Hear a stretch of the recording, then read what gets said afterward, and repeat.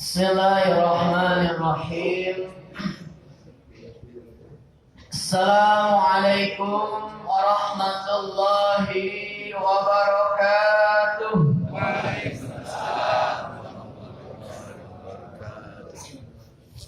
Alhamdulillahi wa kafa. Assalatu wassalamu ala habibil mustafa wa ala alihi wa ashabihi ahli sidqi wal wafa. Faqad qala Allah ta'ala, a'udzu billahi minasy syaithanir rajim. Bismillahirrahmanirrahim. Laqad kana lakum fi rasulillahi uswatun hasanah. Ila haratin Nabi Mustafa Muhammad Rasulullah wa ala alihi wa ashabihi wa azwajihi wa dzurriyyatihi wa ahli baitil kiram ila hadratil anbiya'i wal mursalin wal malaikatil muqarrabin wa sayyidina khulafa'ir rasyidin wa imatil muhaddisin wa basirin wa arba'atil mujtahidin wa qalikum bi ilmi syuhada'i was sholihin wa awliya'i ajma'in. Khususan ila mu'allifi hadzal kitab alladzi ta'allamna wa 'allamna mu'allafatihim naf'an mubarakan lana wa lidinika wa linnasi ajma'in. Wa khususan man shalla wa man tasaddaqa wa man ta'allama fi hadhil masjid baitur rahim. Begitupun mohon doa buat ayahanda Ki Haji Marta bin Jamil ya, pada hari ini dan hari kebelakang Allah uji. Mudah-mudahan Allah angkat segala penyakitnya, Allah berikan kesembuhan kekuatan lahir batinnya. Begitupun mohon doanya buat istri dari guru kita Kiai Haji Nur Su'aib ya, sama Allah masih berikan ujian berupa sakit, mudah-mudahan Allah berikan kesembuhan. Dan juga mohon doanya pada keluarga khususnya korban luka MTS 19 ya. Mudah-mudahan ya, almarhumin Allah berikan tempat yang mulia, raudhah min riyadil jannah. Begitupun keluarga yang ditinggal, mudah-mudahan Allah berikan kesabaran dan kemudahan. Al-hadini al-Fatihah. A'udzu billahi minasyaitonir rajim. Bismillahirrahmanirrahim. Alhamdulillahirabbil alamin. Ar-rahmanir rahim. Maliki yaumiddin. Iyyaka na'budu wa iyyaka nasta'in. Ihdinas siratal mustaqim. Siratal ladzina an'amta 'alaihim ghairil maghdubi 'alaihim waladdallin. Hadratil mukarramin yang mulia, para ulama, para guru, para asatidzah yang mohon maaf tidak al-fakir sebut satu persatu. Senantiasa kita doakan mudah-mudahan beliau-beliau Allah berikan kesehatan dan keafiatan, Allah berikan umur yang panjang disertai dengan keberkahan. Dan juga segenap pengurus DKM Masjid dan Mushola Sekelurahan Kebagusan, khusus Sahibul Bait Bapak Haji Asmari beserta jajaran kepengurusan, dan juga Sahibul Wilayah ya, Pak Lurah. Alhamdulillah beliau bisa hadir di tengah-tengah kita. Kita doakan senantiasa beliau sehat walafiat, dan juga seluruh jamaah kuliah subuh Kelurahan Kebagusan yang mudah-mudahan senantiasa Allah berikan kemuliaan. Para bapak yang mulia, langsung saja.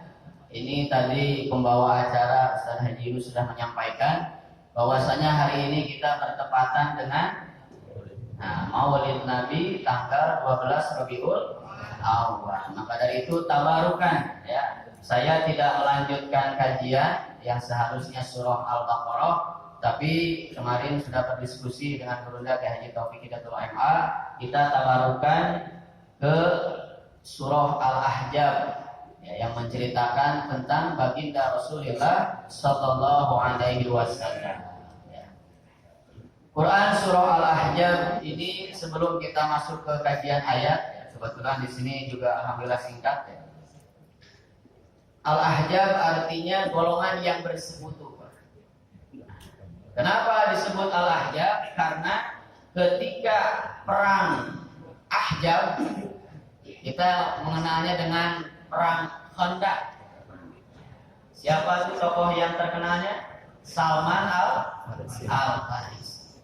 Pada tahun ke-5 Hijrah itu ya, Rasulullah SAW beserta para sahabat di Madinah mendapatkan ancaman perang, ya, mendapatkan ancaman akan diserang, gak hanya oleh kafir Quraisy, tapi juga oleh Yahudi di Yasrib pada saat itu, yang merasa tersingkir, yang merasa terusir oleh kedatangan baginda Rasulullah Sallallahu Alaihi Wasallam. Dia minggir ke tanah Khaybar, kurang lebih 150 km ya dari Madinah.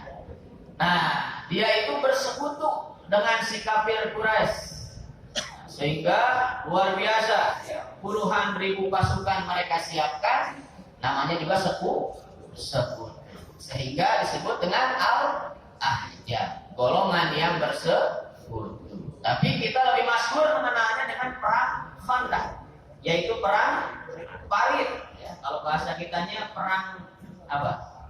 Kali ya, selokan. Parit. Ya, karena pada saat itu umat Islam secara hitung-hitungan, waduh jauh ini, ya, diserang dengan tentara sekutu yang luar biasa banyak. Makanya Rasulullah SAW bermusyawarah dengan para sahabat gimana caranya supaya menghadapi tentara musuh yang jumlahnya gak seimbang. Akhirnya Salman Al-Farisi, ya, beliau mengeluarkan gagasan gimana kalau pakai parit. Nah, akhirnya alhamdulillah, ya, dengan strategi parit itu walaupun musuhnya banyak bisa tertahan, karena dia mau nyerang harus loncat duluan. Nah, begitu loncat di depan udah kuda-kuda. Nah, udah pasang pedang, pasang panah, pasang tombak, dia loncat tinggal disobok. Nah, sehingga alhamdulillah walaupun tentaranya yang luar biasa banyak bisa dikalahkan oleh umat Islam, ya. Baik, itu sebagai pengantar dari surah Al-Ahzab. Nah, yang kita pilih yaitu surah Al-Ahzab ayat 21 sama Al-Ahzab ayat 56. Pertama, surah Al-Ahzab ayat 21. A'udzu billahi minasyaitonir rajim. Laqad kana lakum fi Rasulillahi uswatun hasanah. Bikasril hamzati wa dhammiha. Nah, ini sebelumnya ada tafsiran laqad alam lamul ibtida. Bahwasanya lamnya ini lam ibtida. Sebagian menyebutnya lam taukid. Qad, adapun lafaz qad litahqiqi, untuk menguatkan, untuk menegaskan.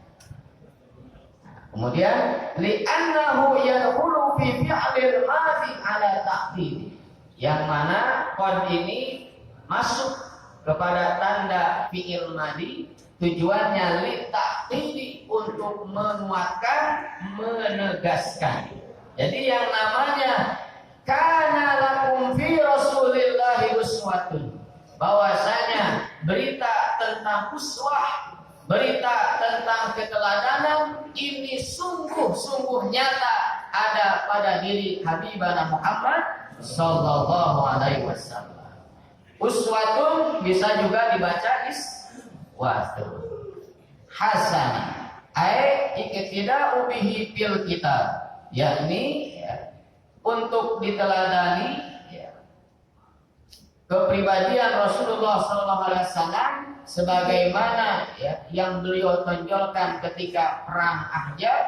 Kemudian wassabat, tentang keteguhan beliau, fi mawatinihi, begitupun tentang kesabaran beliau. Di sini Syekh Jalaluddin Al-Mahali menegaskan bahwasanya, ya, keteladanan baginda Rasulullah SAW ini bisa dilihat ketika di perang, begitupun dalam keseharian berkenaan dengan keteguhan dan kesabaran beliau.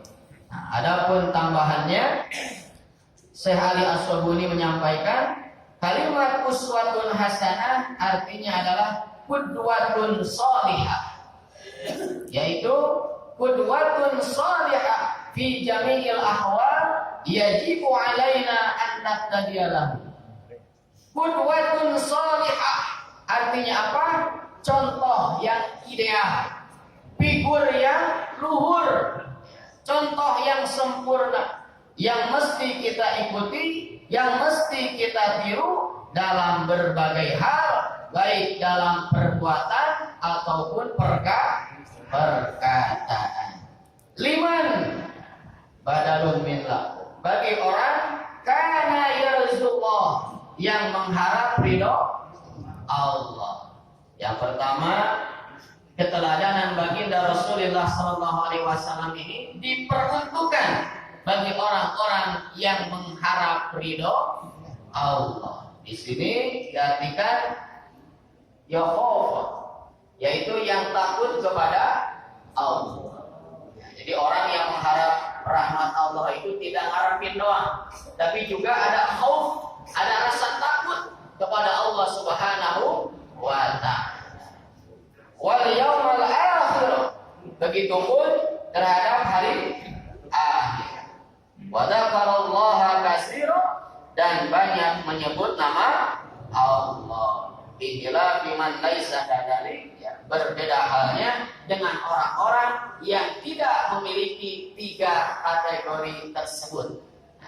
Jadi yang namanya keteladanan baginda Rasulullah ini hanya diperuntukkan bagi orang-orang yang mengharap ridha Allah, yang takut sama Allah dan hari kiamat, begitupun yang banyak menyebut nama Allah.